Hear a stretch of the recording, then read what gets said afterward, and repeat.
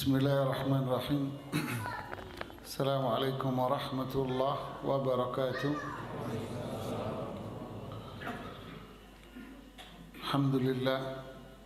Alhamdulillahi ala ihsanih wa syukru ala taufiqihi wa amtinanih. Nahmaduhu ta'ala sifatuhu wa 'azamat asma'uhu وتقدست قدراته نحمده حمدا يليق بجلاله وعظيم سلطانه والصلاة والسلام الأتمان الأكملان على رسول الله وعلى آله وصحبه وبعد.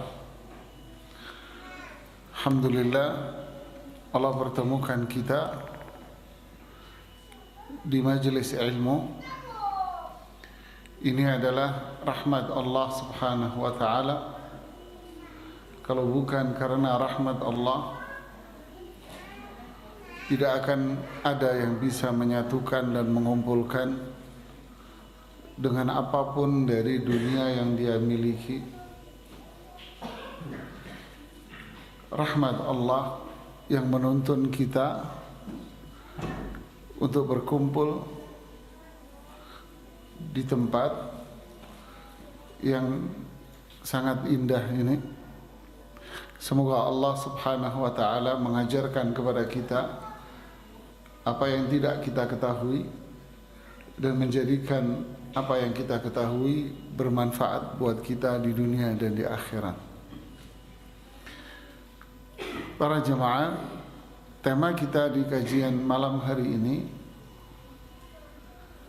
seputar tentang keluarga, bagaimana membangun sebuah keluarga yang diridhoi oleh Allah subhanahu wa ta'ala sehingga mendapatkan kebahagiaan dunia dan akhirat. Para jemaah sekalian, terkadang kita berpikir bahwa kebahagiaan itu diperoleh dengan istri yang cantik, suami yang ganteng, atau diperoleh dengan kemapanan dalam keluarga, sisi ekonominya. Memang Rasulullah SAW pernah mengatakan arba'un min amri sa'adah. Ada 4 perkara itu bisa mendatangkan kebahagiaan. Apa itu? Tempat tinggal yang nyaman,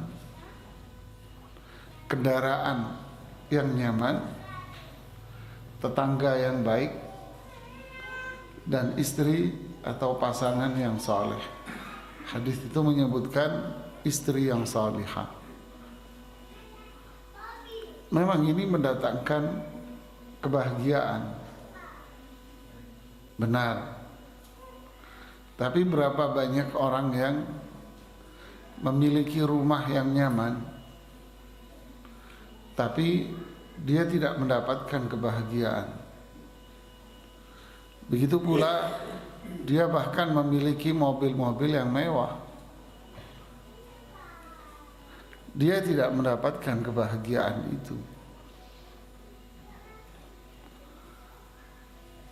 Ada sesuatu yang hilang pada diri mereka dari unsur kebahagiaan yang paling utama, baik itu keluarga, individu, maupun orang yang usaha, atau mereka yang belum menikah sekalipun, yang masih sekolah, kuliah. Dia merasa hatinya ini hampa, kosong, hanya sibuk dengan rutinitas yang ada. Dia tidak mendapatkan kebahagiaannya. Akhi ukhti fillah, apapun dan siapa diri kita. Yang jelas bahagia itu pasti akan diperoleh dengan iman dan amal saleh. Itu pasti.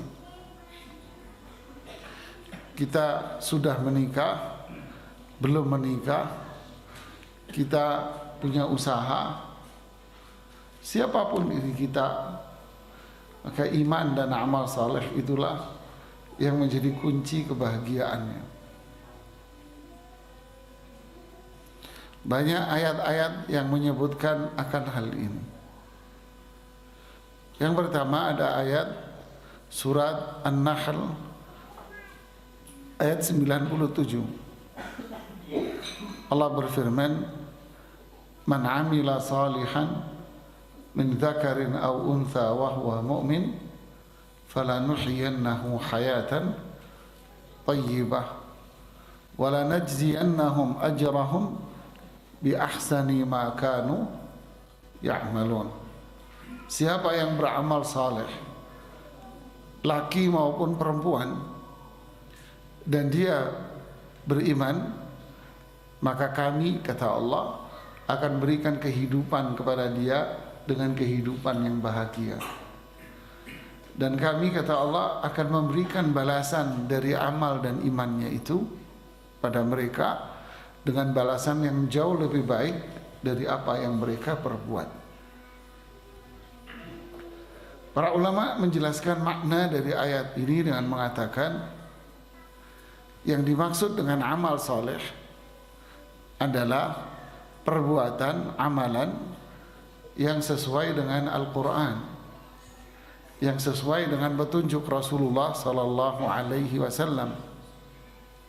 Artinya, siapa yang beramal, beribadah, berbuat, beraktivitas, berakhlak, dagang, karyawan, bekerja, siapa yang membangun rumah tangganya sesuai dengan petunjuk Allah di dalam Al-Quran dan menjalankan petunjuk Rasulullah Sallallahu Alaihi Wasallam, wa huwa mu'min, dan hati dia penuh dengan keimanan kepada Allah Subhanahu wa taala, maka di dunia Allah akan kasih dia kehidupan yang bahagia, dan di akhirat nanti Allah akan kasih pahala dia dengan pahala yang jauh lebih besar dari apa yang dia perbuat. Jadi kehidupan yang bahagia apa bentuknya? Para ulama tafsir mengatakan tasmulu wujuhar raha min ay jihatin kanat. Kehidupan bahagia ini bentuknya apa saja, di mana seseorang akan mendapatkan kenyamanan, ketenangan di sana. Apa saja? Apa saja, dengan itu dia bisa tenang.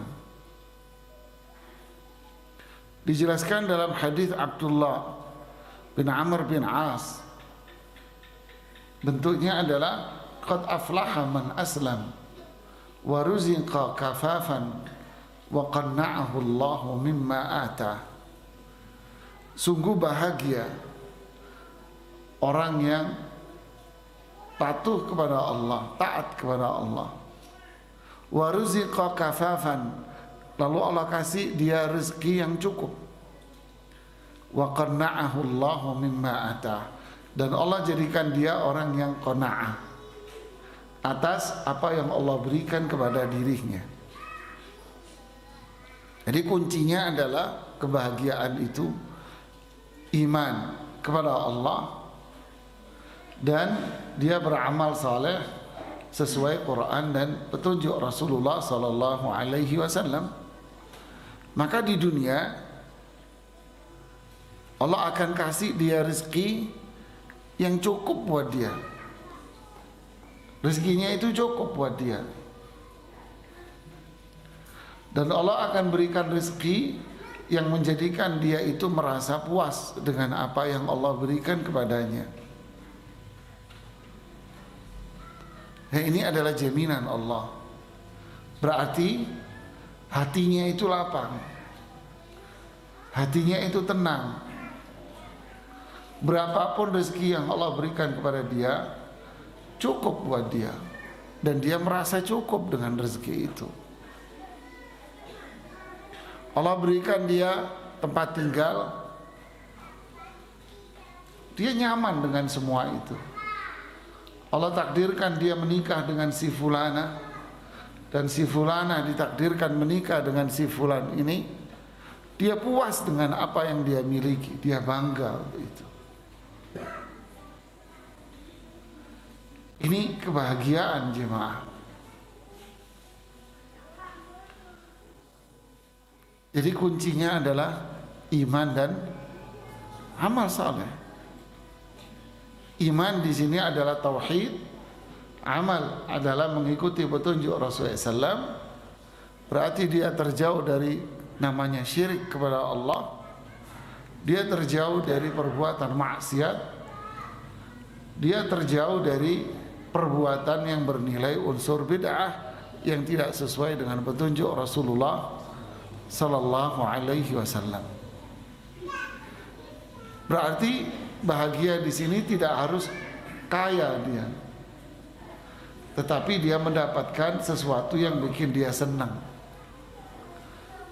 Dia kalau karyawan dia gaji ya UMR, upah minimal regional yang ada di daerah sini. Atau dia dagang, ya dia bekerja sebagai pedagang biasa keliling. Tapi hasil yang dia peroleh itu membuat dia puas, bangga dengan penghasilannya. Walaupun rumah dia masih ngontrak umpamanya, tapi dia bangga dengan itu, dia puas dirinya dengan semuanya. Allah karuniakan kepada dia seorang istri yang salihah, yang juga beramal saleh taat. Allah karuniakan kepada dia suami yang saleh. Inilah kunci kebahagiaan itu jemaah. Allah sebutkan di ayat yang lain, di surat Thaha pada ayat 1, 2, 3, Allah mengatakan, fa imma ya'tiyannakum minni hudan faman ittaba'a hudaya. Jazakallahu khair.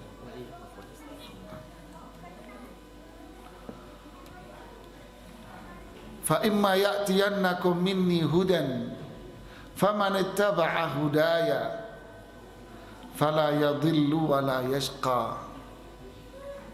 Lihat ini jemaah,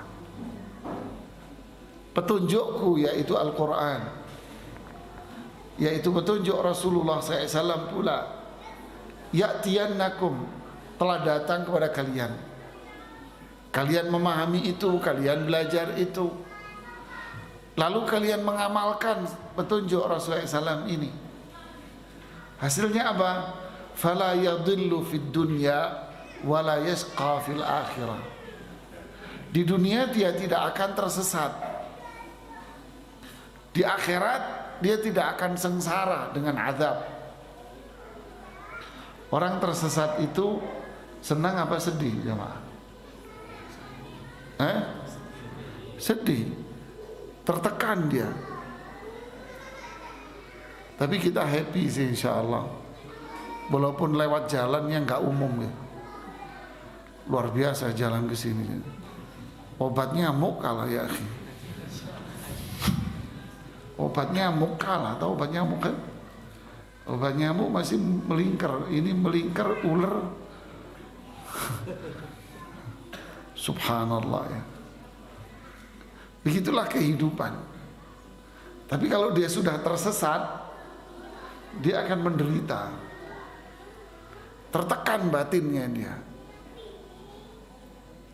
Tapi orang yang ittaba'a hudah, mengikuti petunjuk Rasulullah SAW, dia tidak tertekan batinnya.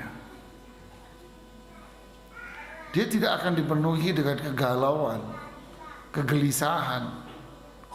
dia akan happy, dia akan senang, bahagia. Di akhirat dia pun tidak akan menderita dengan ada diazab di neraka. Di akhirat dia akan masuk surga. Kenapa? Ittaba'a hudai. Dia taat sama Rasulullah SAW, menjalankan petunjuknya. Wa man a'rada an dzikri. Tapi kalau dia berpaling dari Al-Quran dan petunjuk Rasulullah SAW, syirik, maksiat, bid'ah-bid'ah akan tumbuh di sana. Berpaling dari Al-Quran, petunjuk Rasulullah SAW, fa inna lahu ma'isyatan dhanka. Dia akan mendapati kehidupan yang sempit sekali. Sempit ya, menderita dia. Wa nahsyuruhu yaumal qiyamati a'ma. Dan hari kiamat nanti kami bangkitkan dia dari kubur dalam kondisi dia buta. Qalu lima hasyartani a'ma wa qad kuntu basira.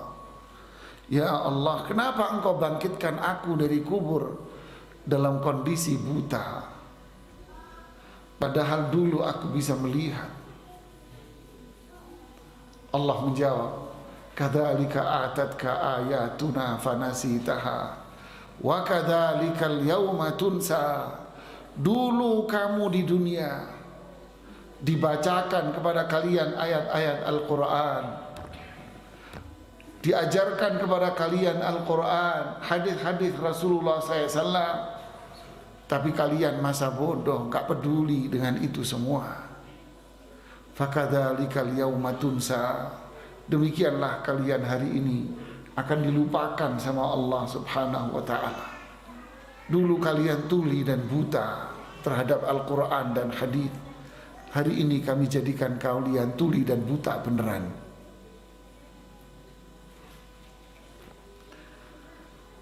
Kunci kebahagiaan itu adalah iman, tauhid, menjalankan sunnah Rasulullah sallallahu alaihi wasallam.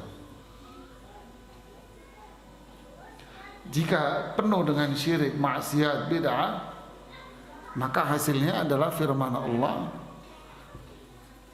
yang ada di surat Zukhruf pada ayat 36, 37.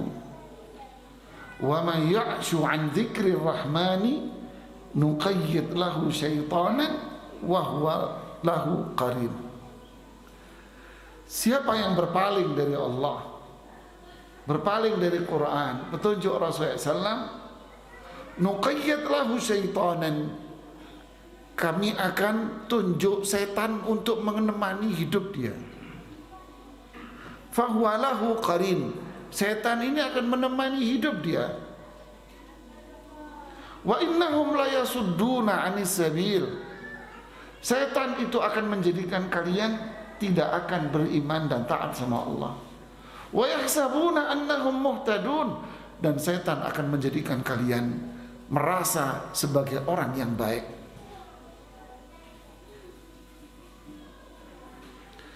Jadi keluarga yang jauh dari tauhid, ketaatan kepada Allah dan Rasulullah SAW, berarti keluarganya menjadi base campnya siapa? Rumahnya setan ya akhi. Rumah kita akan banyak setannya. Kalau rumah banyak setannya, berarti isi rumahnya, ya saya nggak bilang isi rumahnya setan, berarti isi rumahnya apa? Galau, gelisah, tertekan. Hatinya ada ketenangan? Enggak. Sehingga keluarga yang seperti ini akhirnya butuh apa dia? Hiburan. Sehingga rumahnya kosong, cari hiburan. Belilah dia alat-alat hiburan di rumahnya. Alat hiburan yang paling dia cari adalah musik. Mata dia terbuka, bangun tidur, musik itu sudah langsung hidup dan menyala. Dangdut ini itu lagu barat menyala. Kenapa? Hatinya dia itu tertekan, galau, gelisah. Sumpek kata orang Jawa. Tahu sumpek? Dia itu galau, gelisah, tertekan dia. Sehingga butuh dengerin musik-musik ini. Akhirnya kata Imam Ibnu Qayyim rahimahullah, ketika lantunan-lantunan itu dinyalakan, maka kepala dia akan bergoyang, diikuti dengan badan dia akan bergoyang. Dia merasa wa yakhsabuna annahum muqtadun. Dia merasa dirinya sebagai orang yang paling happy di dunia. Padahal ketika musiknya dimatikan, penyakit dia, galaunya tambah parah dia, tambah suntuk dia. Kok bisa gitu? Iya, karena lantunan musik itu adalah kesukaannya setan. Semakin dia menyalakan musik, berarti sama saja dia mengundang setan-setan untuk tinggal dan tidur di rumahnya. Tambah galau, tambah menderita hatinya dia. Keluarganya tak ada kebahagiaan sama sekali di sana. Memang dia tinggal serumah, suami, istri, anak-anak. Tapi satu rumah ibarat suaminya di planet Mars, istrinya di Pluto, anaknya di Jupiter. Mereka sendiri-sendiri, masing-masing. Tak ada kebahagiaan. Duduk di meja makan, memang bareng duduk di meja makan, tapi ya itu tadi, suaminya di planet lain, istrinya di planet lain. Semua berada di dalam planet sendiri-sendiri. Duduk. Suntuk mereka, tak ada kebahagiaan. Kalau ada obrolan sedikit, maka obrolan itu akan menjadi pemicu keributan di dalam rumah. Mending diem aja daripada ribut. Berarti rumahnya udah kebanyakan apa? Hah? Setan jemaah. Ustadz, suami saya begini, suami saya kasar, begini, kami tidak nyaman di rumah. Pertanyaan pertama yang selalu saya tanya, suamimu rajin sholat enggak? Ya itu masalahnya Ustadz. Allah, udahlah. Ya sudahlah, sholat dulu deh, yang rajin. Nah inilah jemaah. Di surat Al-Jin Allah berbicara, wa allaw istaqamu 'ala tariqati la asqainahum ma'an ghadaqa linaftinahum fi. Andai mereka istiqamah, berarti ini kunci yang kedua. Apa itu? Istiqamah dalam tauhid dia dan menjalankan sunnah Rasulullah SAW. Wa allaw istaqamu 'ala tariqati, andai mereka itu istiqamah di dalam iman dan amal salehnya, ketaatannya, kepatuhan terhadap sunnah Rasulullah SAW, la asqainahum ma'an ghadaqa, kami akan berikan kepada dia air yang melimpah. Maknanya kata Imam Ibnu Katsir, yaitu kami kasih dia rezeki yang halal dan cukup buat dia. Cukup buat dia. Linaftinahum fi, karena memang semua kehidupan ini fitnah ya. Belum menikah juga fitnah. Pikirannya menikah. Wiritannya apa? Wiritannya, zikirnya apa dia kalau belum menikah? Hah? Kalau belum menikah zikirnya apa? Zikirnya adalah kawin.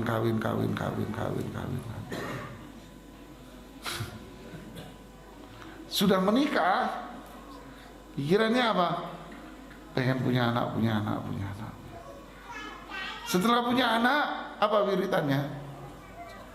Kawin lagi.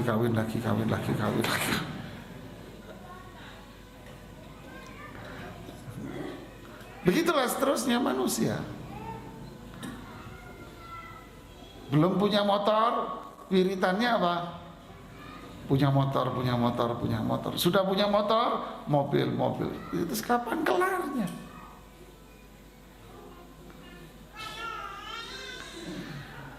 Jadi belum nikah fitnah, sudah nikah fitnah, belum punya anak fitnah, sudah punya anak pusing. Terus gimana? Hujan ngomel, ribet, aduh hujan melulu, panas, ngomel juga. Terus Anda maunya apa? Maunya apa? Di manusia nggak ada yang beres. Naik motor ngomel, naik kendaraan juga ngomel. Nggak punya istri ngomel, punya istri ngomel. Nggak punya anak ngomel, punya anak ngomel semua. Itu nggak punya duit ngomel, punya duit ngomel juga. Terus maunya apa? Andai hidup kita ini menderita terus jemaah, ya? Jadi inilah kuncinya. Wa alla wistaqamu. Kalau kita istiqamah di atas ini semuanya, maka apa? Allah kasih rezeki yang cukup, bahagia. Nah, inilah dua kunci yang utama, iman dan amal saleh. Kemudian yang kedua, istiqamah. Sudahlah, ini semua akan menjadi indah. Semua akan menjadi indah. Makanan sederhana pun akan menjadi apa? Nikmat. Apa yang ada dalam kehidupan dirinya, semuanya akan jadi nikmat. Semua nikmat buat dia. Dikasih musibah, dia akan mengatakan alhamdulillah. Dapat nikmat, dia akan bilang alhamdulillah. Dia senang jiwa. Istrinya ngomel-ngomel, alhamdulillah. Suaminya marah-marah, apa jawabannya? Alhamdulillah. Kok aneh Ustaz? Iya, alhamdulillah itu air, marah-marah itu api. Kalau istrimu ngomel-ngomel, Anda senyum alhamdulillah, berarti apa? Apinya akan padam. Paling ngomelnya sebentaran. Suamimu marah-marah, Anda bilang alhamdulillah, paling marah-marahnya sebentar, karena Anda senyum dan Anda berzikir. Hidup ini indah. Pulang ke rumah capek, lapar, istri Anda belum masak, jawabannya alhamdulillah, di luar masih ada orang jualan. Apa yang bikin ruwet Anda? Mau berangkat kerja belum ada sarapan, apa jawabannya? Alhamdulillah. Kenapa? Di luar masih ada singkong dan pisang goreng. Alhamdulillah. Karena konflik rumah tangga, semua itu kembali kepada UUD.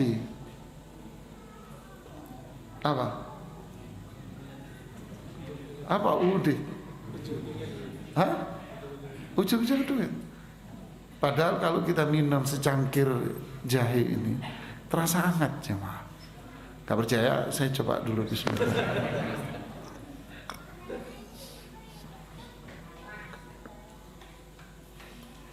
Konflik semua. Anda renungin yang sudah menikah ini. Selama ini kalau Anda ribut sama istri Anda, Sebetulnya masalah utamanya apa? Apa? Duit. Nggak pernah konflik. Apa? Jarang konflik. Alhamdulillah. Ente ujung-ujungnya apa? Sama semua sudah. Nggak bisa Anda bohong. Mau yang muda yang tua sama apa Pak? Kalau Bapak ribut sama jual duit sama. Yang muda yang tua ini sama. Semua ya.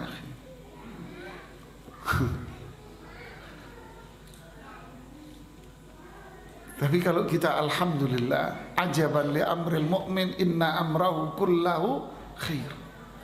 Orang beriman, lihat Allah tidak, Rasulullah SAW tidak mengatakan luar biasa manusia ini, tidak.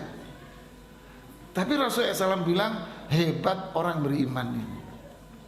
Orang beriman hebat. Tidak bilang manusia hebat, enggak. Orang beriman berarti siapa?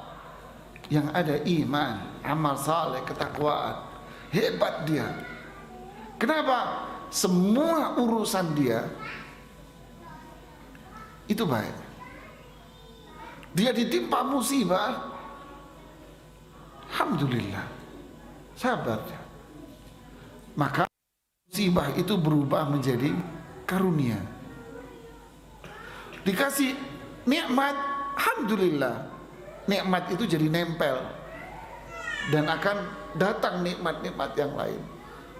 Jadi semuanya jadi apa? Indah bagi dia.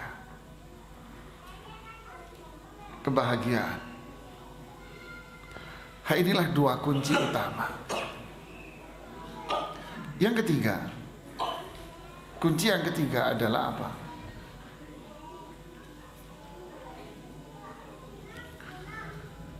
Suami harus berfungsi sebagai pemimpin dan pembimbing dalam rumah tangga.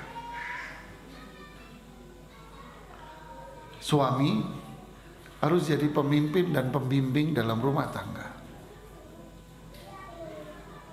Kenapa kok bisa demikian? Ya, lan yufliha qaumun wallau amrahum imra'ah. Satu kaum tidak akan bahagia ketika yang memimpin dia itu perempuan.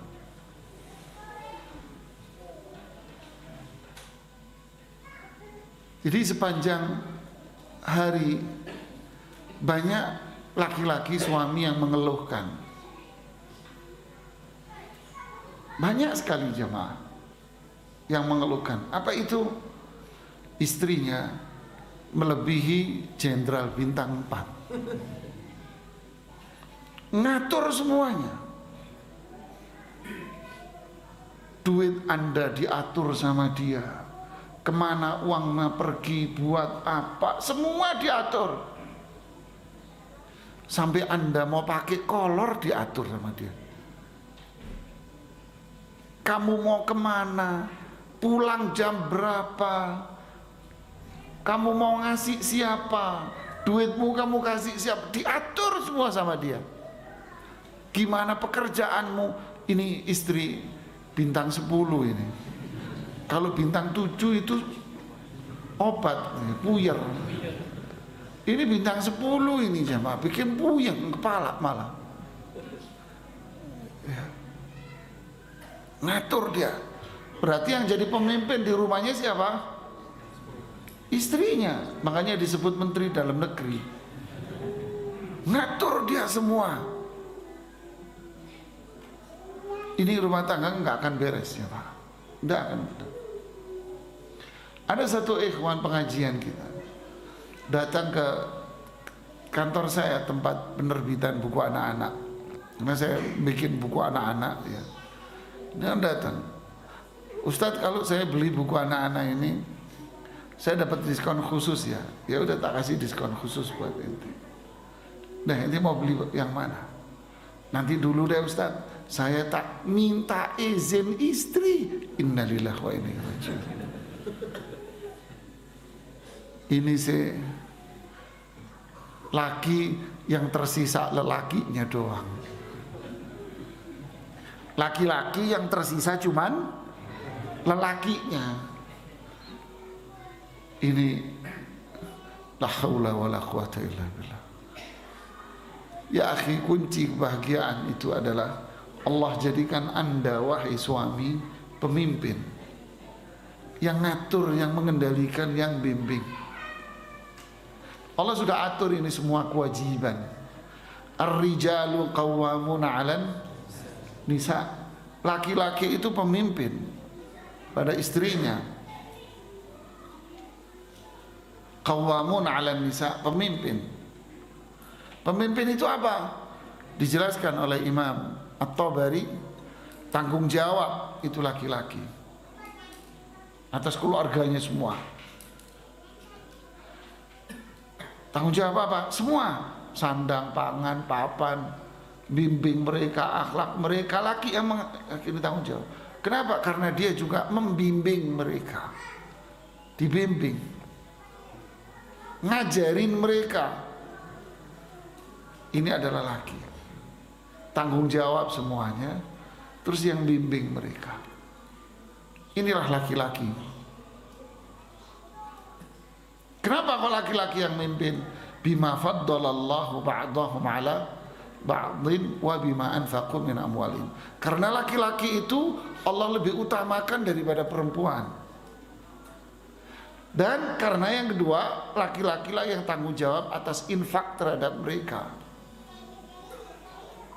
Allah utamakan daripada perempuan. Kenapa? Karena laki-laki itu berpikir dengan akal, sedangkan perempuan lebih banyak berpikir dengan perasaan, bukan dengan akal. Dia akan banyak berpikir pakai perasaan dia. Kalau perasaan itu 1 ditambah 1 bisa 11, bisa 111. Kok bisa? Ya memang gak ada rumusnya, gak ada akalnya. Tapi kalau akal 1 tambah 1 jadi 2. Sudah, perempuan pakai perasaan. Makanya yang mimpin laki. Dan seterusnya. Laki yang infak, jangan dibalik. Laki ngurusin anak, istrinya yang kerja. Ini laki bahlul namanya. Tahu bahlul? Bodoh, jahil. Anda yang kerja, bukan istrimu. Istri itu kata orang Jawa, tadai udan katanya orang Jawa. Tahu? Kalau ada hujan di rumah Anda taruh apa di airnya? Ember. Istri itu kayak ember. Ngapain? Tinggal menerima hujan turun. Apa hujan turun itu? Fulus. Duduk manis dapat duit. Jadi istri ini apa kerjanya? Ngabisin duit. Yang kerja siapa? Laki. Udah, laki yang kerja, Anda terima duit, tapi jangan ngatur. Anda dikasih, sudah itu buat kamu. Jangan ngatur. Laki yang ngatur. Ini kuncinya. Paham sampai sini? Makanya yang disuruh oleh Allah untuk berbuat baik duluan siapa?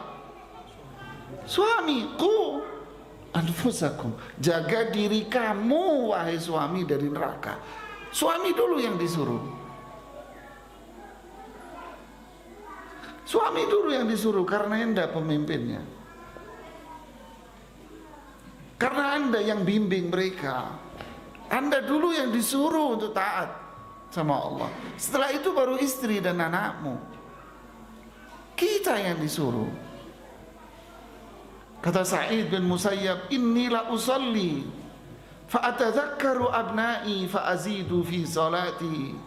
Saya sholat, di tengah sholat saya ingat anak-anak saya, ingat istri saya. Lalu sholat saya perbanyak, saya tambah khusyuk. Karena kalau saya taat, manfaatnya buat istri dan anak-anak saya. Karena Anda yang bimbing. Faham jemaah? Adzan ya? Belum.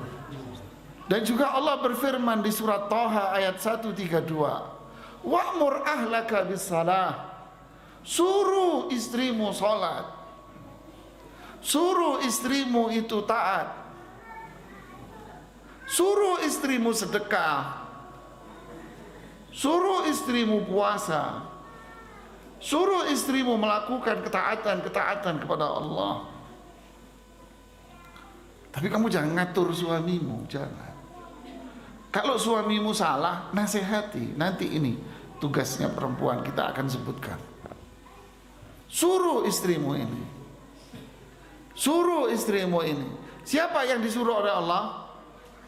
Suami. Wahai suami, suruh istrimu, suruh anakmu, suruh. Kamu yang nyuruh, bukan istrimu yang nyuruh, bukan. Jadi yang ngatur siapa? Anda yang ngatur, bukan istrimu yang ngatur, bukan. Jadi perempuan itu enak ya? Iya enak, nggak perlu ngatur, duduk manis, terima duit, ngabisin duit, duitmu habis, minta, dikasih alhamdulillah, nggak dikasih alhamdulillah. Deh, enak kan? Enak cuma. Wa'mur ahlak, suruh kamu, suruh. Jadi kuncinya apa? Yang ketiga, suami menjadi pemimpin di keluarga. Pemimpin itu apa? Tanggung jawab, ngatur. Yang keempat, kunci yang keempat, suami sebagai pemimpin wajib berakhlak mulia kepada istri dan anaknya. Suami wajib berakhlak mulia dengan istri dan anaknya. Wajib Anda berbuat baik, berakhlak mulia dengan mereka.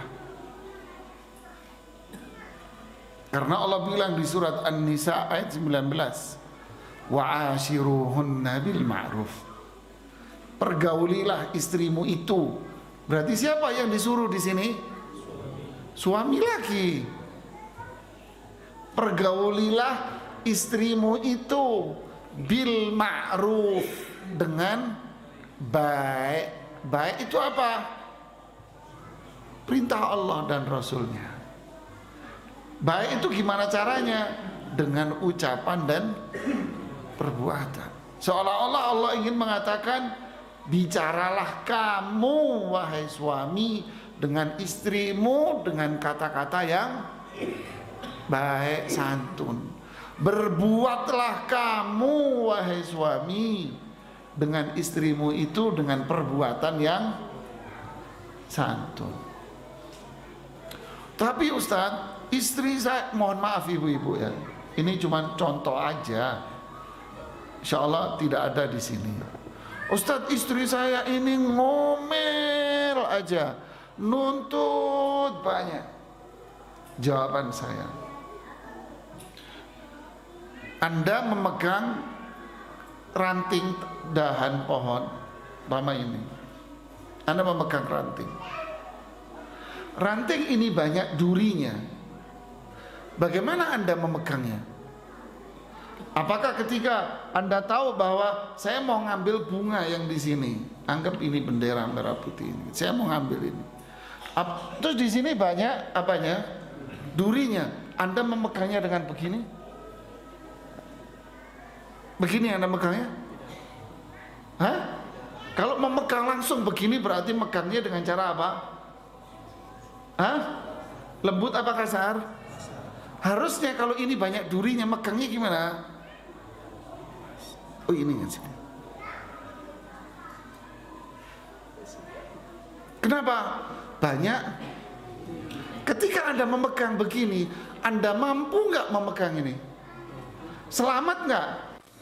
Anda bisa pakai enggak? Anda sendiri selamat tidak? Selamat. Kalau Anda memegang begini, Anda bisa memakai enggak ini? Enggak bisa, karena Anda akan buang. Duh, banyak durinya. Paham? Anda akan lempar. Aduh, ada duri. Berdarah. Anda akan buang dia. Lalu Anda mengatakan, ini terlalu banyak duri, jangan dipegang, buang aja dia. Padahal yang salah siapa? Kayunya apa yang megang? Barakallahu fiik. Kita dengerin adzan. Ya. Coba pikirin ya, akhi. Yang disuruh untuk berlembut siapa? Anda. Anggap istrimu itu banyak kesalahan, maka bergaulnya, megangnya yang apa? Yang lembut. Loh mas, hati-hati, itu banyak durinya. Enggak apa-apa, biasa kok. Nih. Akhirnya Anda pegang, Anda angkat dengan tinggi dia. Anda selamat, dan akhirnya dia pun merasa diapain? Diapain? Dihargai. Padahal ini banyak durinya ini. Faham mas? Faham tidak? Indah Islam ini. Ini cuma contoh aja. Tapi kita dengarkan adzan. Gimana, habis adzan dilanjutkan atau? Lanjutkan. Kita dengarkan adzan.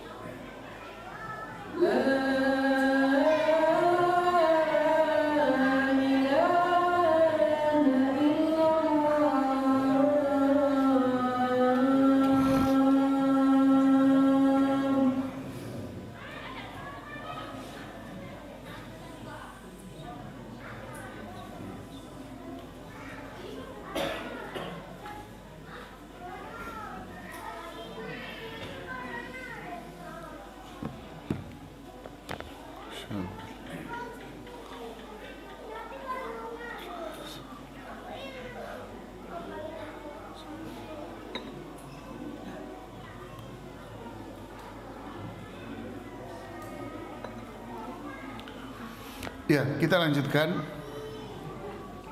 Ada berapa kunci tadi? Yang pertama apa? Iman dan amal saleh, tauhid dan menjalankan sunnah Rasulullah SAW. Yang kedua apa? Istiqamah di atas tauhid dan sunnah Rasulullah SAW. Yang ketiga apa? Suamilah yang menjadi pemimpin, tanggung jawab ngatur keluarga. Yang keempat, suami wajib untuk berakhlak mulia kepada istrinya. Akhlak dengan ucapan santun, akhlak dengan apa? Perbuatan. Makanya suami yang seperti ini disebut oleh Rasulullah SAW dengan khairukum, yaitu orang yang paling mulia di antara kalian. Khairukum li ahli wa ana khairukum li ahli. Orang yang paling mulia di antara kalian adalah orang yang paling baik sama istrinya, dan saya orang yang paling baik, umat yang paling baik dengan istri saya.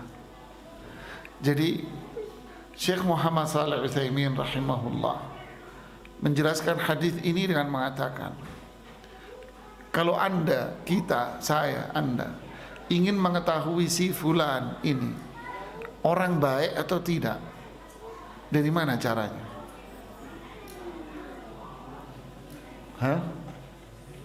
Dari mana? Lihatlah dia sama istrinya. Lihat dia sama istrinya. Kalau sama istrinya baik, berarti sama Anda pasti baik. Kalau sama istrinya dia nggak baik, sama Anda baik, berarti itu bohongan. Sebetulnya dia ini orang nggak baik. Karena Rasulullah SAW mengukur kebaikan orang itu ketika dia bersama dengan istrinya. Khairukum li ahli. Orang yang paling baik adalah orang yang paling baik sama istrinya dan anaknya. Rasulullah SAW tidak mengatakan orang yang paling baik di antara kalian adalah orang yang paling baik sama temannya. Tidak. Tapi orang yang paling baik adalah orang yang paling baik dengan istrinya, dengan anaknya. Ini adalah yang paling baik. Dia akan baik sama semua orang pasti, dengan tutur katanya. Anggap istrinya ini jelek, perangainya buruk, dia perangainya. Kalau fisik kan pilihan dia, cantik atau apa itu kan relatif. Ketika Anda memilih istri Anda, berarti istri Anda ini orang yang paling cantik setakengon. Itu pilihan Anda. Sudah, ini the best istri Anda sudah.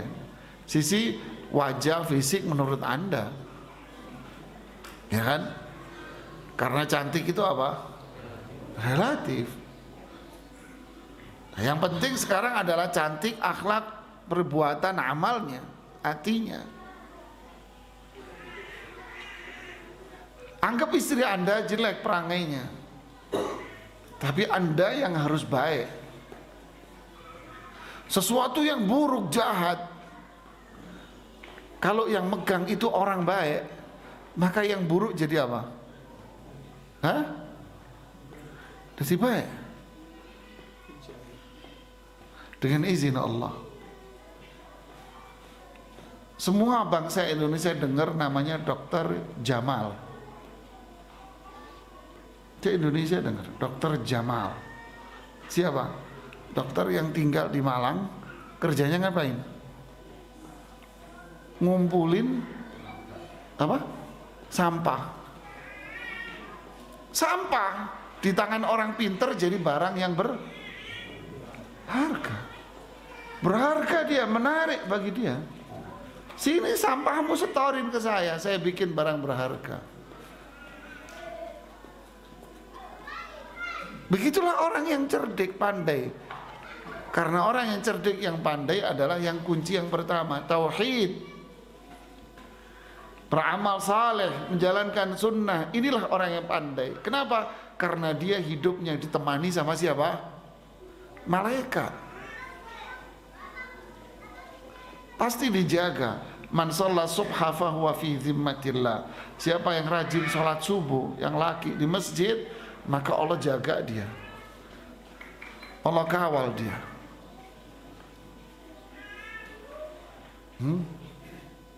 Yata'aqabuna fikum malaikatul laili wan nahar. Yang jaga kamu itu gantian. Malaikat yang jaga malam sama malaikat yang jaga siang. Dijaga. Ini orang pinter nih, orang hebat nih. Orang yang bertauhid, menjalankan sunnahnya, istiqamah, dijaga. Suami istrinya orangnya jahat umpamanya, tapi di tangan suami yang baik, bertauhid, jalanin sunnah, istiqamah, maka yang buruk ini akan jadi apa? Macan. Di tangan sang pawang yang pinter, dia menjadi apa? Zina. Macan ya akhi. Dia bersahabat sama macan.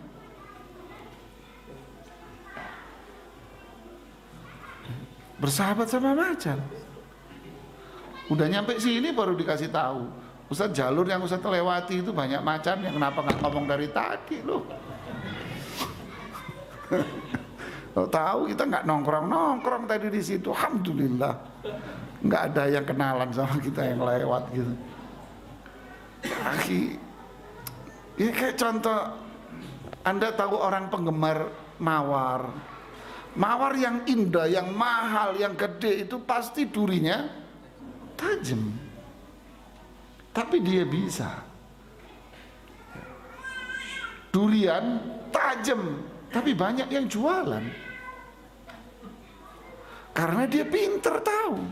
Bahkan di Jakarta itu ada namanya pasar Keramat Jati, pasar buah-buahan yang datang dari luar daerah. Kalau datang tuh durian satu truk, nuruninnya gimana? Terus itu nurunnya satu-satu begini. Kapan kelarnya jemaah? Gimana caranya nurunin durian dari atas truk ke bawah? Dilempar ya.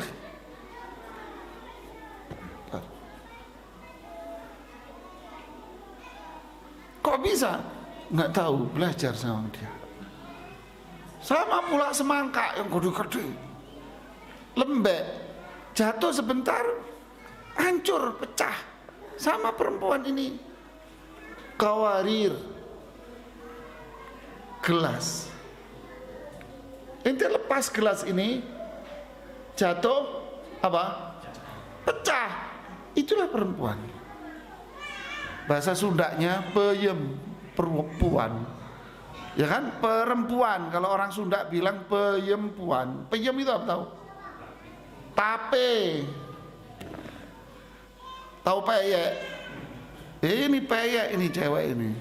Lembut dia. Hati-hati. Rasulullah SAW bilang kawarir. Ini kayak gelas-gelas gampang pecah.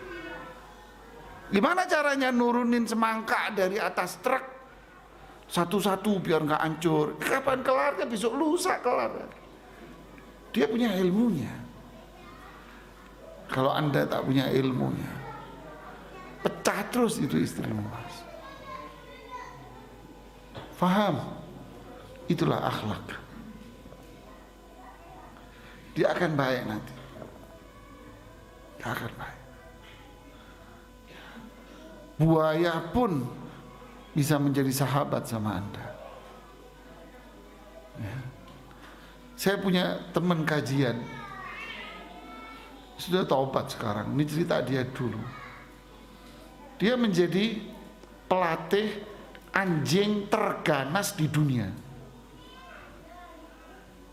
Sampai saat itu Perdana Menteri negara-negara Eropa itu menemui dia untuk belajar bagaimana caranya miara anjing ini. Anjing terganas di dunia, namanya anjing pitbull. Itu kalau sudah gigit Anda, kalau nggak copot tanganmu nggak bakal dilepas sama dia. Tapi dia bisa menjinakkannya. Saya hanya ingin memberikan contoh bahwa kelembutan itu akan bisa menjadikan semuanya jadi apa? Tapi orang yang nggak punya ilmu, kayak hari Idul Adha kurban, semua berlagak sebagai tukang jagal, semua bawa pisau yang gede-gede, bener nggak? Jangan nengok begitulah. Semua mau bawa pisau gede-gede, taruh sini pisaunya gede, pisau gede, gede-gedean pisau. Tapi akhirnya kagak kelar-kelar ngulitinnya. Dagingnya pun sudah dipotong berantakan nih daging. Mana tulang, mana daging udah gak karu-karuan sudah bentuknya. Tapi tukang jagal yang sebetulnya dia cukup membawa satu pisau dapur saja kecil, kantongin. Dia tahu bagaimana menyikapi sapi yang gede ini. Dengan apa? Kelembutan dia dengan pisau yang kecil. Ya. Saya tidak mengatakan, wah Ustadz gak bener ini. Masa cewek-cewek disamain sama sapi? Itulah perasaan dia. Saya nggak ngomong begitu. Saya nggak ngomong, Mbak. Bener saya nggak ngomong. Sumpah saya nggak ngomong.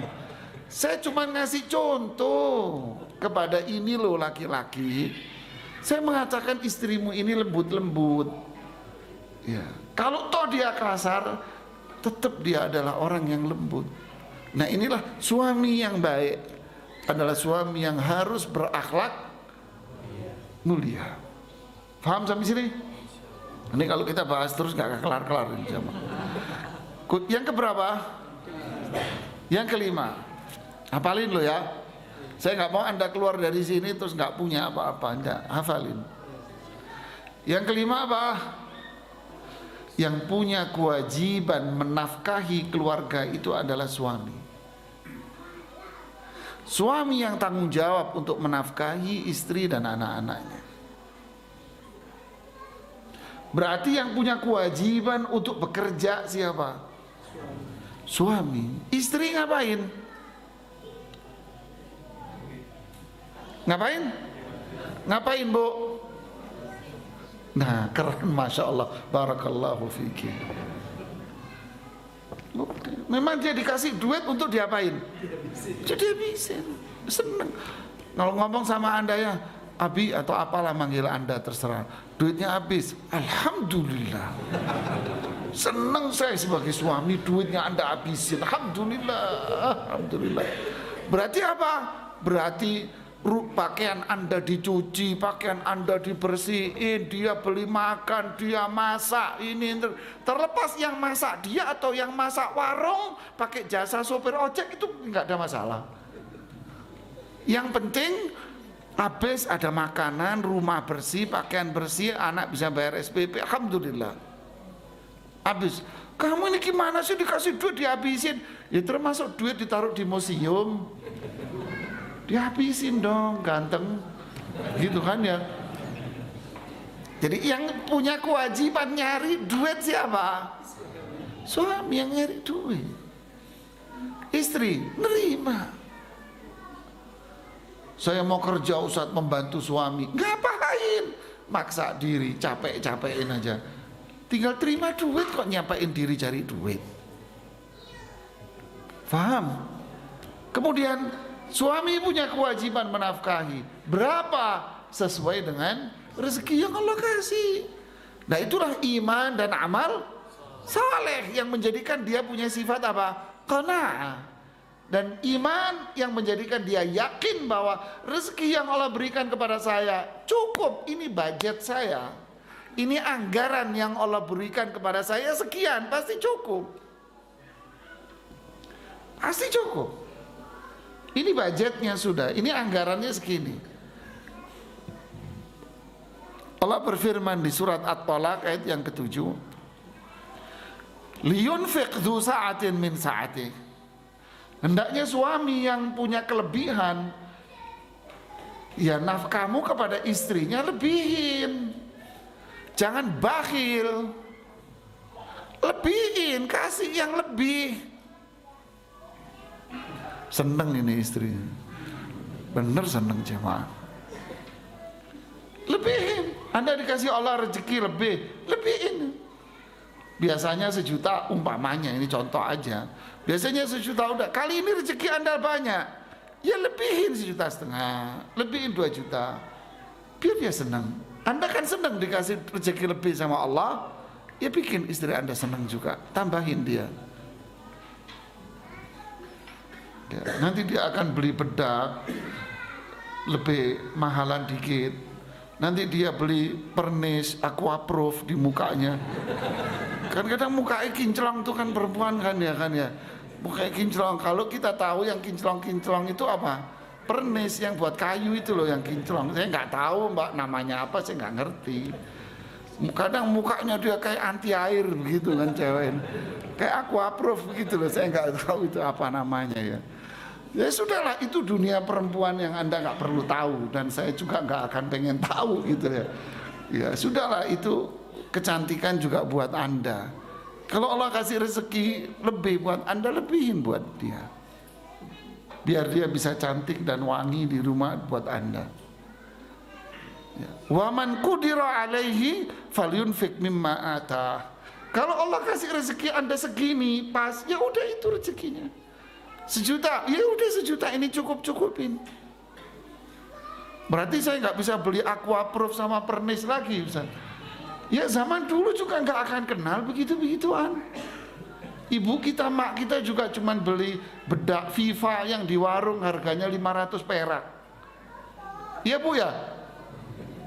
Zaman dulu Ustaz, iya. Tapi tetap ibu kita tetap namanya Bu Ayu.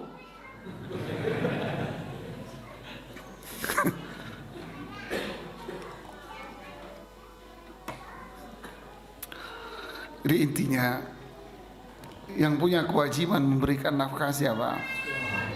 Anda harus berusaha semampu Anda. Apapun. Sahabat yang datang, ya Rasulullah, dia mau minta-minta. Tapi Rasulullah SAW bilang apa? Kamu pergi ke padang pasir, nyari kayu bakar, kemudian kamu gendong kayu bakar di punggungmu, lalu kamu jual ke pasar, jauh lebih mulia daripada kamu minta-minta begini. Abdurrahman bin Auf ketika datang ke Madinah, lalu dipersaudarakan oleh Rasulullah SAW dengan Rabi' bin Anas, yang disebut dengan mempersaudarakan antara muhajir dengan Ansar. Abdurrahman bin Auf dipersaudarakan dengan Rabi' ibnu Anas. Siapa Rabi' ibnu Anas? Tuan tanah, pemilik banyak kebun di Madinah, orang kaya. Abdurrahman bin Auf saat itu tidak punya duit, miskin. Kata Rabi' ibnu Anas, wahai Abdurrahman, lihat mana istriku yang kamu sukai, saya akan cerai, silakan kamu kawinin. Kedermawannya, beliau bilang apa? Tidak, terima kasih banyak. Ini kebun-kebunku banyak, kebun kurma. Mana dari kebunku yang paling kamu sukai? Ambil kebun saya kasih kebun buat kamu. Terima kasih, semoga Allah memberikan keberkahan buatmu. Dullani ala suq, tunjukin saya mana pasar. Ditunjukilah pasar Yahudi, namanya pasar Qainuqa. Pasar apa? Kalau bisa ngomong Qainuqa bener, tak kasih hadiah roti. Ayo, Qainuqa. Nah, pinter bener, nggak jadi deh. Nggak semuanya bisa kok, nggak cukup berarti. Pergilah ke pasar Qainuqa, pakai modal kepercayaan. Beli apa? Gandum, minyak samin. Bayarnya kapan? Besok. Pak, saya ngambil gandum sama minyak samin ya, besok tak bayar. Oh iya silakan, ngambil. Nyampe di rumah, gandum sama minyak samin dibikin apa? Roti Arab, bulat tipis itu. Besok dijual di pasar, laku. Dapat 4 dinar, 2 dinar buat bayar, 2 dinarnya besok modal nggak pinjam lagi. Sampai beliau mengatakan, yang dinukil oleh Imam Zahabi, andai kalau ada batu, saya buka itu batu, ada emasnya. Kalau yang buka Abdurrahman, Kalau ente yang buka, kecoak semua ya.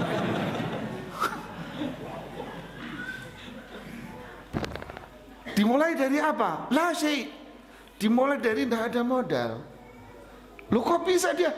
Dia iman, tauhid, menjalankan sunnah. Dia orang baik. Dia punya akhlak. Orang pun ngapain? Percaya sama dia. Mulai dari jual gorengan. Jangan saat belum ada kerjaan, jadi sementara ini istri saya yang kerja. Oh, sayur oyong, tahu sayur oyong Anda? Allah bahlul nih laki. Kerja apa aja? Paham sampai sini? Ada berapa?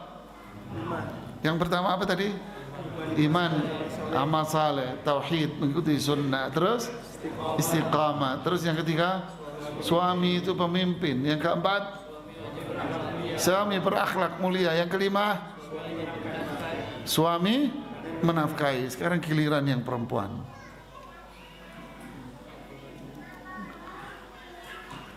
Berarti yang keenam apa? Kita lanjutkan. Istri yang baik. Istri yang bagaimana?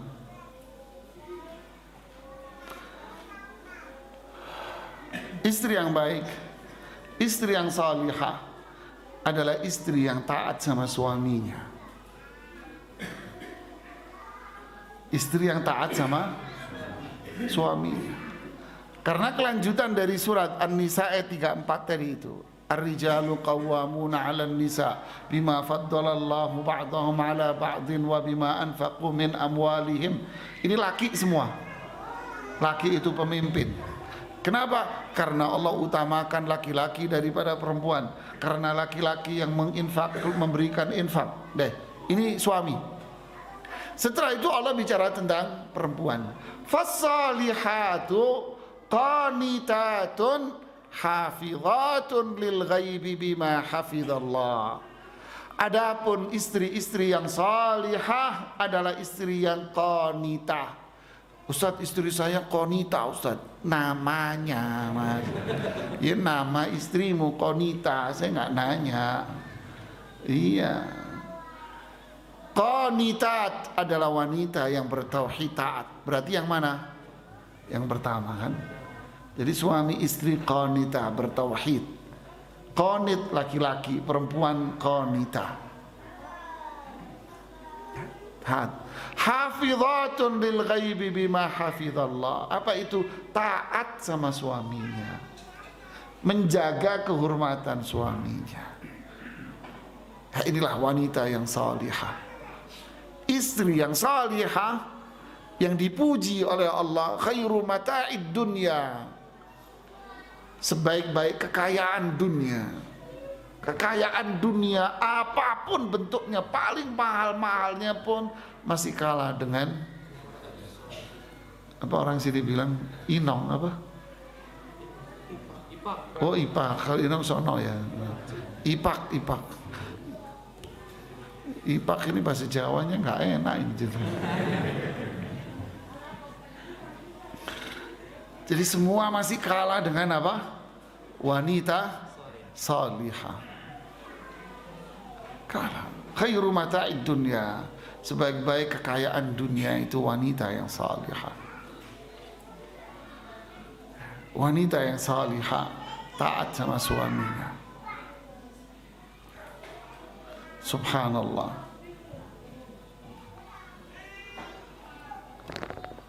Wanita yang salihah taat itu seperti apa?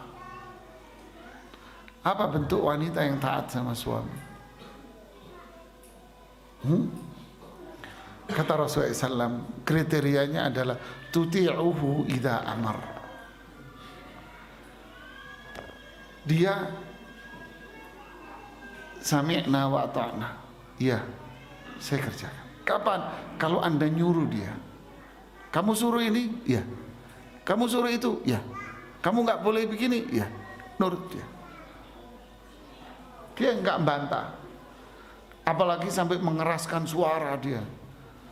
Waduh, ini bahaya ini. Dikasih tahu ngelawan, kemudian suaranya meninggi. Wah, ini bahaya ini.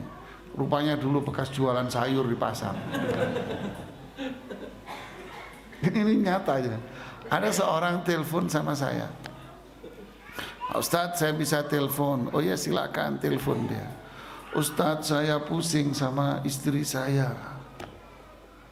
Istri saya itu ngelawan sama saya Ustadz. Saya suruh pakai jilbab, dia tidak mau pakai jilbab. Saya suruh ini, dia tidak mau, selalu melawan saya, menentang saya dia. Saya suruh di rumah saja, nggak usah kerja, nggak mau dia, marah-marah dia, ngelawan Ustaz. Ustaz maaf, saya ini pedagang sayuran di pasar. Oh, kamu pedagang sayur Mas? Iya. Langsung di pikiran saya apa? Berarti istrinya siapa? Apa? Pedagang sayur. Oh, maaf Mas, berarti istrimu pedagang sayur juga ya? Iya Ustaz, bener. Oh iya. Berarti kalau pedagang sayur biasanya apa? Sokhabun fil aswaq. Dia suka teriak-teriak di pasar, kata Rasulullah. Oh, istrimu pedagang sayur di pasar? Iya. Oh, pantes Mas. Pantes kenapa? Pantes ngelawan.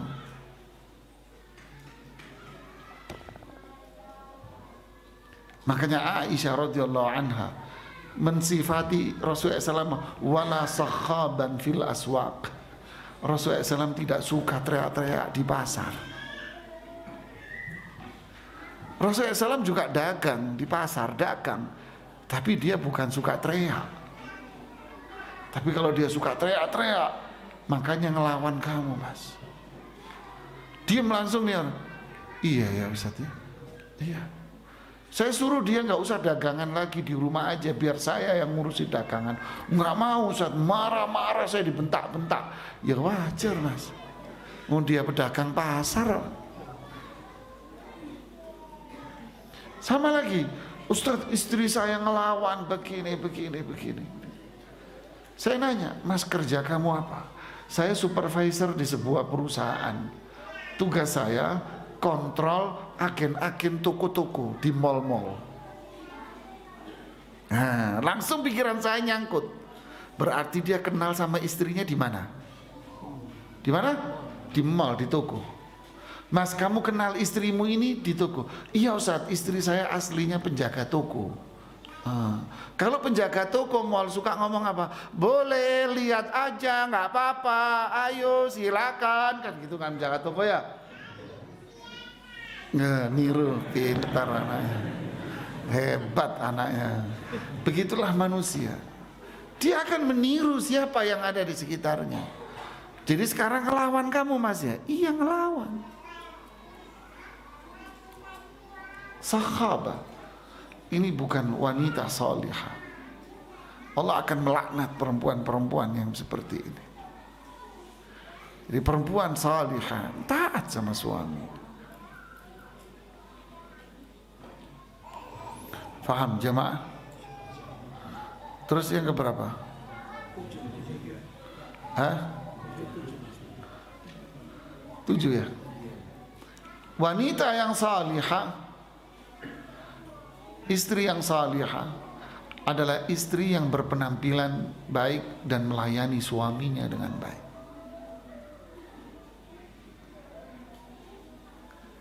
Berpenampilan baik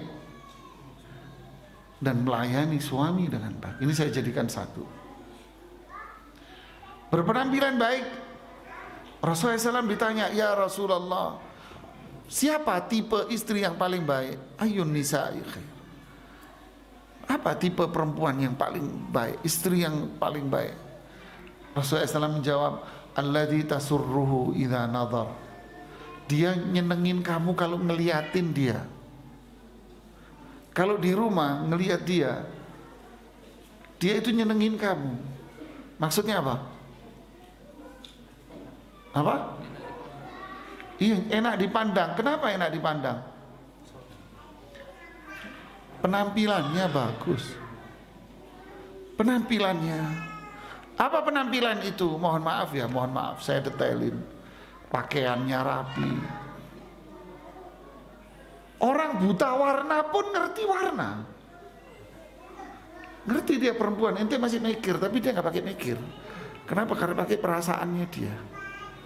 Orang yang buta warna, dia akan mengerti warna dengan bajunya dia. Ya ibu-ibu ya, diem dia tahu masalahnya. Kenapa? Karena di rumah dia suka pakai baju yang orang pinter warna pun nggak tahu warna. Iya kan? Boleh, ini baju yang di rumah daster ini warnanya udah kagak jelas. Orang pinter warna pun nggak bisa nebak ini warna apaan. Terkadang yang ini sudah terkena tambalan, ini sudah dijahit. Kenapa? Bukan nggak bisa beli, bukan. Kenapa? Semakin tua itu daster, semakin adem dipakai, semakin tak indah dipandang mata. Nah, bukan begini.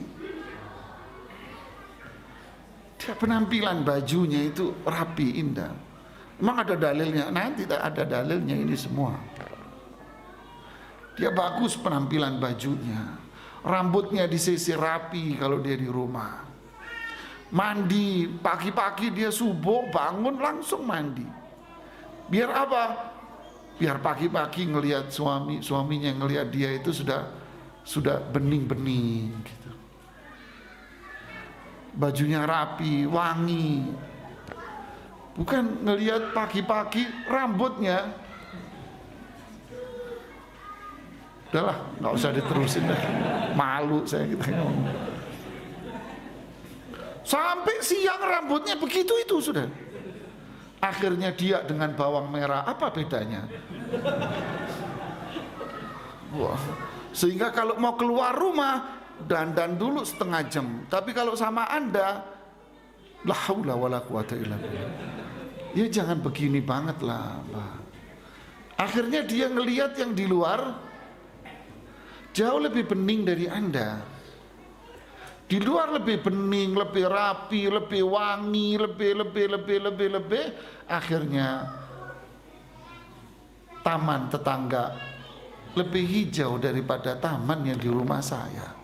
Di rumah saya dulu keren, sekarang sudah kusut ben kucel. Makanya Rasulullah SAW bilang apa? Tasurruhu idza nazar. Kisah Ummu Sulaim yang disebut oleh Rasulullah SAW dengan nama apa? Al-Ghumaisa. Ra'aitul Ghumaisa fil jannah. Semalam saya mimpi, kata Rasulullah SAW, dan saya melihat Al-Ghumaisa Ummu Sulaim, ibunda Anas ibnu Malik. Saya melihat beliau sudah di surga. Wanita salihah. Apa? Suaminya Abu Talha kalau mau pulang dari perang, bukan pulang dari pasar ya akhi, pulang dari perang. Apa yang beliau lakukan? Jangan ada siapapun yang ngobrol sama dia, ini urusan saya. Sebelum mau pulang, oh tahu ini pasukan perang sudah pulang semua ke Madinah. Dia buru-buru apa? Mandi. Falabisat ahsana thiyabi. Beliau menggunakan pakaian yang paling bagus yang beliau miliki. Dan beliau menggunakan minyak wangi. Disediain makanan-makanan. Suaminya pulang, disambut di depan pintu, diambil semua barang peralatan, dipegang dia. Wahai suamiku, silahkan mandi. Mandi sudah saya siapkan pakaianmu. Habis mandi, silahkan ini makanan-makanan. Wallah jamaah, harimau pun akan nurut jamaah. Capek terasa hilang. Ini enggak, pulang rumah ngetok, Assalamualaikum, Waalaikumsalam. Buka sendiri, nggak dikunci. Wallah teriak dong. Bukain dong. Ya kan, berpenampilan indah. Kemudian apa? Melayani suamimu. Disebutkan dalam hadits hasan riwayat Imam Baihaqi, Nasai, Ibnu Abi Syaibah, Rasulullah SAW bersabda tentang istri salihah, "Lau anna laka qurha," andai kamu ini mempunyai luka. Andai, ini andai kata aja, andai tubuhmu itu ada lukanya, ada darah, ada nanahnya. Ini perumpamaan loh ya. Lalu sang istri itu menjilat luka itu tadi, dijilat sama istrinya. Maksudnya apa? Ingin membersihkan luka suaminya. Ini andai kata. Atau lehernya berdarah, lalu sang istri menjilat darah yang di leher suaminya.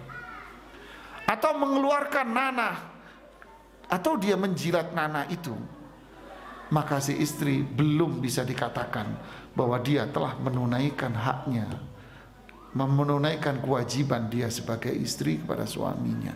Belum. Kamu belum ngapa-ngapain. Artinya apa? Istri ini punya kewajiban untuk menservis suaminya.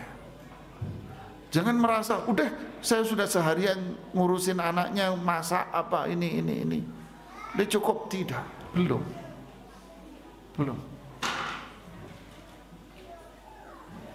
Lihatlah. Andai aku suruh perempuan, orang ini boleh sujud, saya akan suruh sujud itu perempuan. Lau kuntu amiran ahadan an yasjuda li ahadin la amartul mar'a an tasjuda li zawjiha. Kalau boleh aku suruh orang untuk sujud, saya akan suruh perempuan itu sujud sama suaminya. Maksudnya apa? Layani suamimu. Layani suamimu. Subhanallah. Lan tajida imra'atun haqqal halawatal iman hatta tuaddi haqqa zawjiha. Perempuan itu tidak akan merasakan nikmatnya ibadah. Artinya sholat dia bisa hambar, nggak ada faedahnya. Puasa dia rajin Senin Kamis, rajin sedekah, semuanya ini bisa nggak ada faedahnya kalau dia tidak menservis suaminya dengan baik.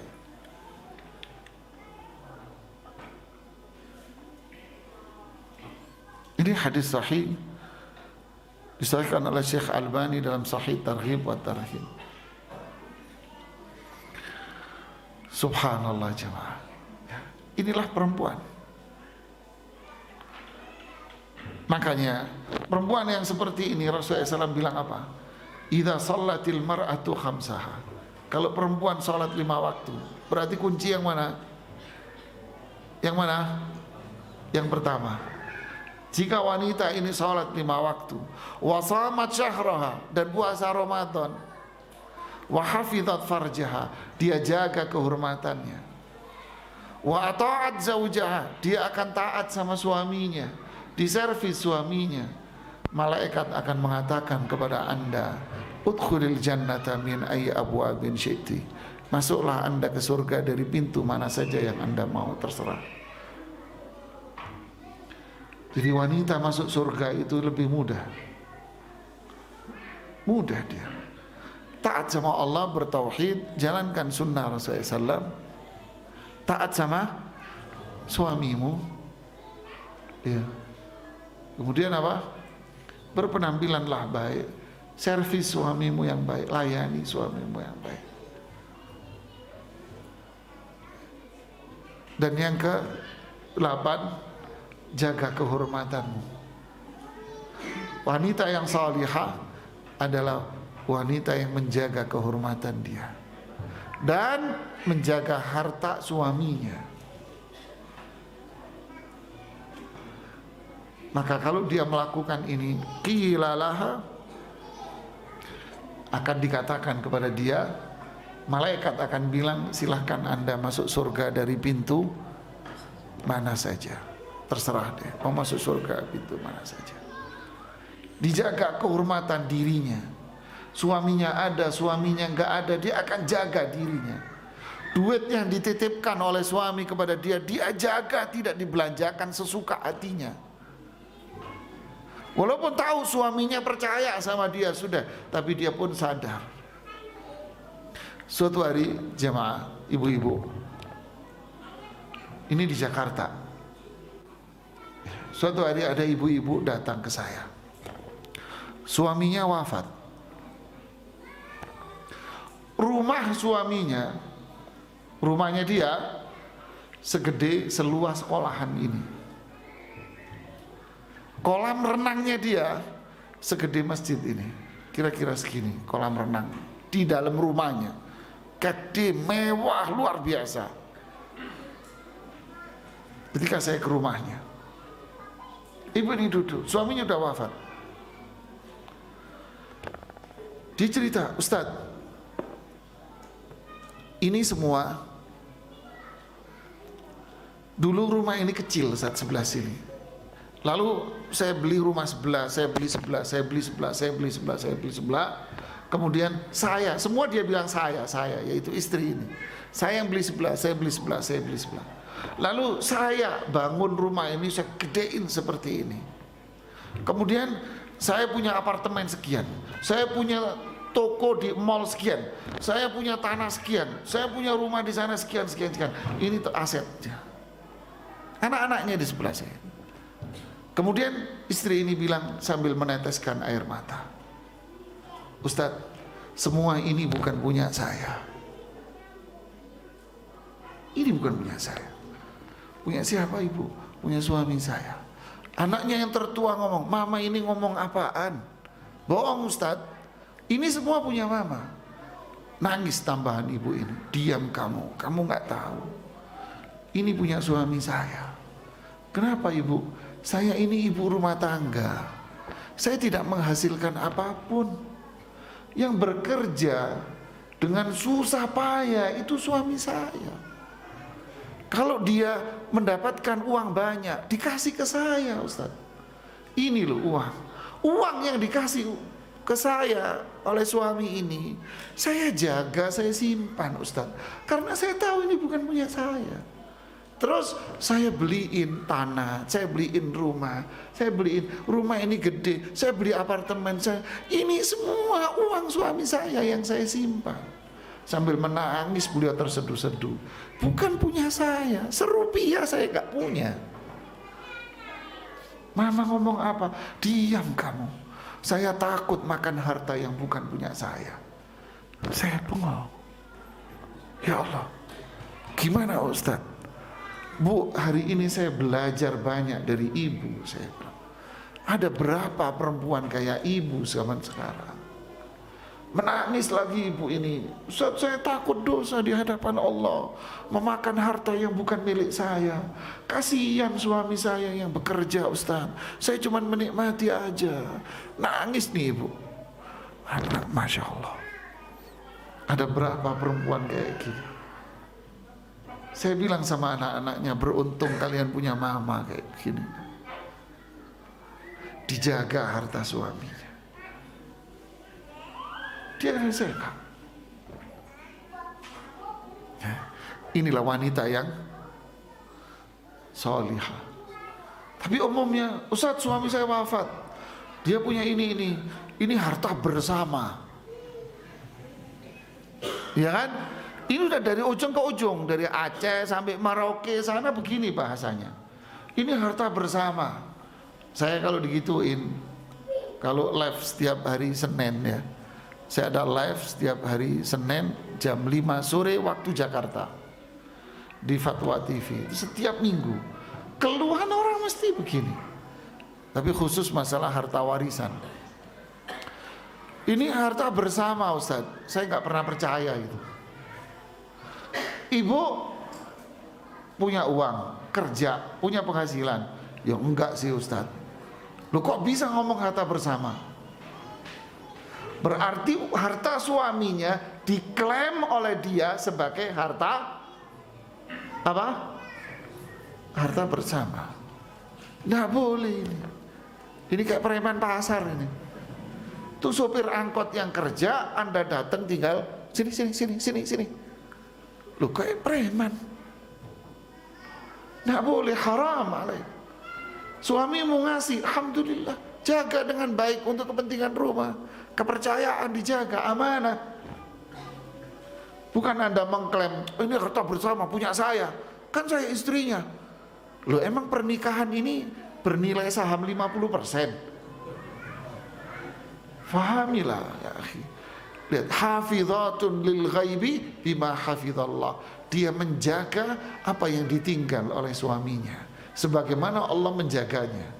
Para ahli tafsir apa mengatakan? Menjaga kehormatannya dan menjaga harta suaminya. Saya kira sampai di sini saja. Ya, sudah habis waktunya. Ada berapa? 8. Apa saja? Yang pertama, iman dan amal saleh. Yang kedua, istiqamah. Yang ketiga, suamilah yang jadi pemimpin, yang mengarah, yang ngatur. Yang keempat, suami wajib berakhlak mulia. Yang kelima, suami wajib yang ngasih nafkah kebutuhan. Yang keenam, istri yang soleh, taat. Bukan dia yang ngatur, dia taat. Bukan Anda yang ngatur, tapi Anda yang taat sama suami. Tentu selama tidak menyuruh kepada maksiat. Yang ketujuh, istri berpenampilan dan melayani. Yang kedelapan, ini menjaga kehormatan dan harta. Ini kalau Anda urai jadi 10. Ya, ini yang bisa saya sampaikan. Semoga bermanfaat buat saya dan kita semuanya.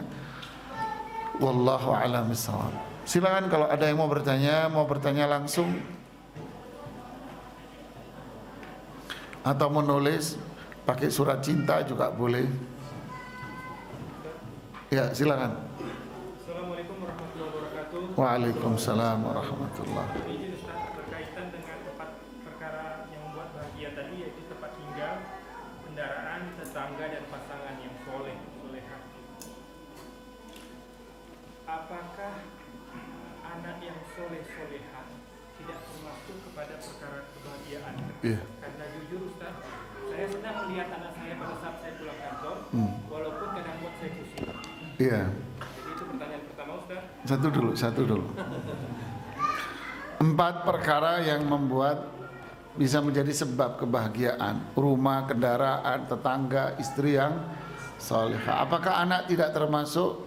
Tentu penyebutan 4 inilah yufidul hasar, tidak bermakna penyempitan arti. Artinya tidak bermakna bahwa sebab kebahagiaan itu cuma 4 doang. Enggak. Yang bikin bahagia juga banyak, gitu loh. Di antara yang membuat bahagia seseorang adalah apa? Anak. Ya, nanti ini ada bahasan sendiri. Karena anak juga disebut bisa qurratu ain, anak yang menyenangkan orang tuanya. Ya, ini juga menjadi sebab kebahagiaan ya. Wallahu a'lam. Ada lagi? Berkaitan dengan rezeki Ustaz. Saya baru hijrah beberapa tahun. Jadi memang dalam pelajaran kita itu sering dibilang rezeki itu sudah dijamin oleh Allah Subhanahu wa taala. Tapi dalam berjalannya waktu Ustaz, kita kan bukan generasi terbaik Ustaz. Generasi terbaik itu yang bersyukur menerima rezeki dan bersabar menerima musibah. Alhamdulillah. Tapi jujur Ustaz, saya belum bisa seperti itu. Saya masih berpikir dan saya masih sedih jika mendapatkan musibah. Dan berkaitan dengan UD atau ujung-ujungnya duit, memang selayaknya seorang istri itu bekerja di rumah. Tapi kenyataannya dengan zaman sekarang Ustaz, banyak yang suami mengharapkan istrinya bekerja di luar. Termasuk saya nggak mengharapkan istri saya bekerja. Cuman karena hobinya berjualan, ya saya silahkan dia berjualan.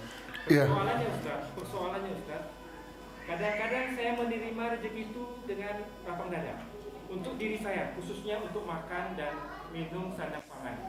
Tapi kadang-kadang Ustaz, pada saat datang kebutuhan yang mendesak seperti sekolah anak dan lain sebagainya, kadang-kadang saya nggak bisa menerima itu. Kadang saya tanggal 10 harus bayar uang sekolah anak. Iya, faham. Iya, faham. Barakallahu fiik. Akhi fillah, ukhti fillah.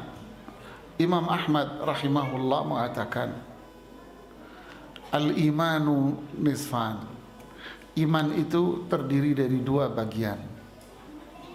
Iman itu terdiri dari 2 bagian. Jadi iman terpecah dari 2. Apa itu? Syukrun wa sabrun. syukur dan sabar. Berarti seseorang yang tidak memiliki syukur, berarti dia tak ada iman. Seseorang yang tak ada sabar, berarti dia tak ada iman. Berarti ini harus wajib. Kalau ada nikmat, syukur. Dan juga sabar. Nikmat juga sabar, jemaah. Sabar apa? Gunakan itu dalam taatan dan jangan gunakan untuk maksiat. Jangan melakukan perbuatan-perbuatan yang menjadikan nikmat itu hilang. Itu namanya sabar dalam menghadapi nikmat. Jangan melakukan perbuatan yang menjadi sebab nikmat itu dicabut sama Allah. Lah syukur apa? Yakin bahwa itu bukan jeripaya Anda. Zikir dan amal saleh sesuai sunnah Rasulullah SAW. Musibah, sabar, jangan mengeluh. Bahkan kalau perlu Anda syukur di saat musibah. Apa itu?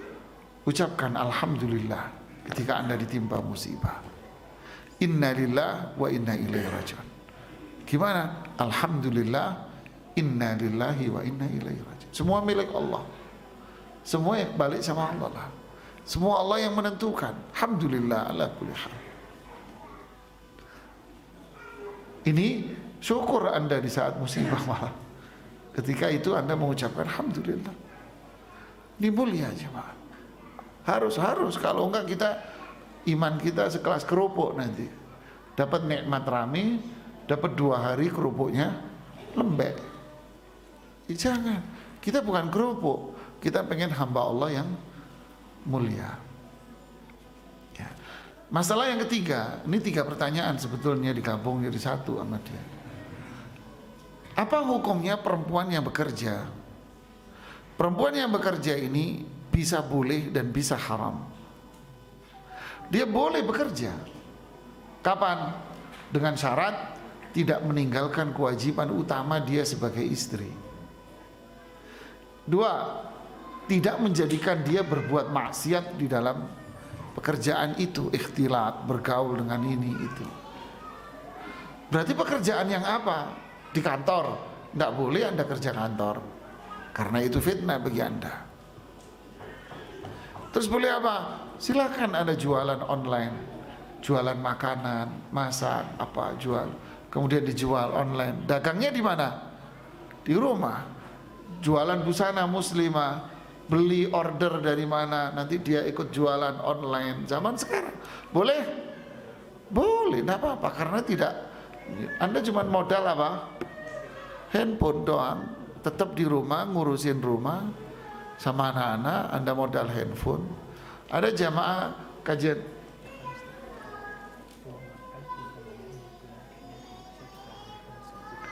Ya. Jadi syukur khair. Ini bukan salah saya loh ya untuk menghentikan kajian loh ya. Jadi boleh Anda bekerja, asal kerjanya tadi apa di rumah. Ya, tapi kalau Anda kerja di kantor, ini tidak boleh haram. Ya. Wallahu a'lam. Satu saja ya saya jawab, nanti silakan ini dikumpulin, kita jawab besok pagi. Ya. Kan komandannya beliau. Saya cuman makmum, waladhdallin, amin. Ini panjang ini. Saya cari yang ringan. Bagaimana tanggapan menurut Islam apabila seorang istri membeli tanah hasil gaji istri, tapi surat semuanya atas nama suami? Bagaimana Ustadz? Ya tidak apa-apa kalau memang Anda menghadiahkan itu kepada suami. Tapi kalau Anda nggak mau menghadiahkan kepada suami, ya tidak apa-apa, hak Anda. Tapi suami kok tiba-tiba mengatasnamakan ini kepada dirinya, padahal istrinya nggak mau. Hadza dzulm. Ini kezaliman. Ya. Sama aja dengan al-akh ini beli, tapi tiba-tiba barang yang dia beli saya atasnamain saya. Boleh? Tapi kan bukan orang lain. Hak kepemilikan itu beda dengan status suami istri. Jangan diaduk-aduk antara kepemilikan dengan status suami istri. Kepemilikan itu beda. Istri Anda memiliki perhiasan, dia beli tanah, itu punya dia, Anda nggak usah ikut campur. Sebagaimana suami beli tanah, beli rumah, beli kendaraan, punya siapa? Punya istri. Anda suami jangan, punya suami, Anda istri jangan mengatakan punya saya. Punya saya dari mana? Dari Hong Kong. Giliran barang suami dibilang punya saya, tapi giliran barang Anda jangan coba-coba dicolek. Rekening istri suami punya saya, tapi duit Anda jangan coba-coba diambil. Ini rumus dari mana? Hadza zulm. Kepemilikan itu kepemilikan. Punya istri ya punya istri, punya Anda. Suami nggak boleh terus mengklaim tanahnya istri di atas namain dia, kendaraannya istri di atas namain dia. Nggak boleh, itu punya dia. Sebagaimana harta Anda wahai suami tidak boleh diklaim oleh istri bahwa itu punya dia. Faham? Ya, sampai di sini saja. Nanti ini pertanyaan-pertanyaan yang lain silakan dicatat.